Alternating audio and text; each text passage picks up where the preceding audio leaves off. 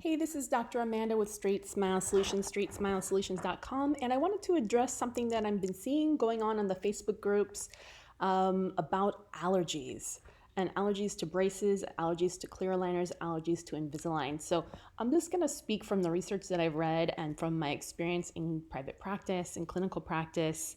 Braces, yeah, there can be real allergies to that, especially nickel. So if you're somebody who has allergies to jewelry, watches, earrings, most likely, necklaces, you get redness, you have to wear pure gold jewelry, then you probably shouldn't go with braces, to be honest, because there is nickel, in brackets. There is nickel in wires. Yes, there's nickel free wires, but it's not going to work very well.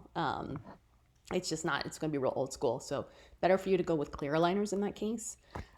It is possible to do clear aligners totally metal free. So I'd recommend going metal free.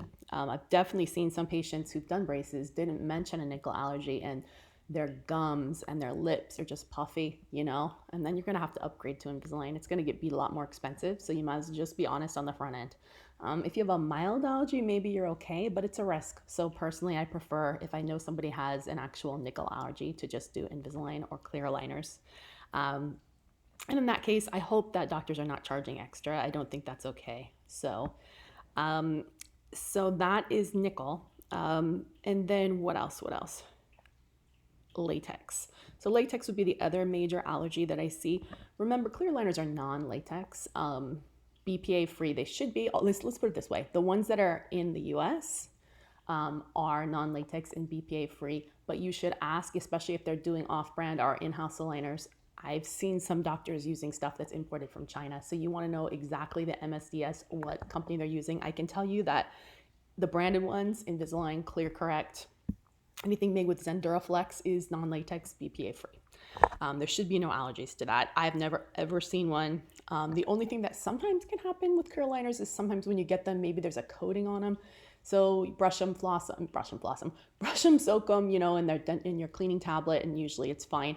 It's usually more related to whatever you're using to clean them with, if you're getting some type of inflammation. So it might be better to just clean them with simple water, than an actual like cleaning crystal, cleaning solution, cleaning spray, cleaning foam, or anything like that. Some people even use just hypoallergenic dish soap, like flavor-free stuff, the same stuff you use to clean your dishes. That might be the best thing to use. I know that sounds a little weird, but if you're concerned, you don't want to use toothpaste because it tends to scratch it. So that would be my suggestion.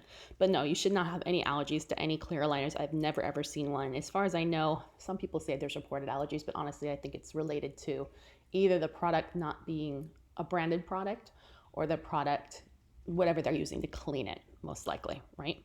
So maybe using different floss or something like that. But you could have latex allergy. So latex allergy could have come from the gloves that they're using, the retractors. There are latex ties on the braces. Yes, they can use metal ties, but again, this is super old school and probably nobody's going to do that. You could use self-ligating brackets. If you have a latex allergy, that's probably a good idea to ask for that. They're probably going to charge a little bit extra. Maybe they won't. I usually do because it's a lot more expensive on my end.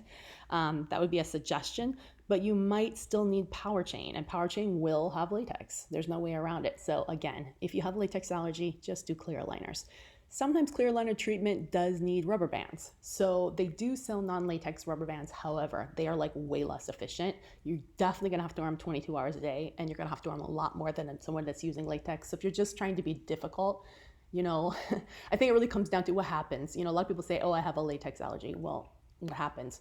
Oh, I don't know, nothing really. I mean, yeah, if your lips are swelling up, yes, that's an allergy. That's a problem, because ultimately the more you're exposed, eventually your throat's gonna swell up. So that's not okay. So, I mean, a lot of times when people tell me they have a latex allergy, I'll ask to talk to their allergist and I want to see the results of the IgE testing, because a lot of times it's not a real allergy, and we don't want to be, giving you a worse outcome because you may or may not have a real allergy. Anyone that has a real allergy should be going to an allergist. So that's my suggestion. Come in with that documentation from your allergist showing that you have a real allergy, and then the doctor really shouldn't charge you any extra. I don't think that would be right. So, all right. Thanks so much. Hopefully this was helpful.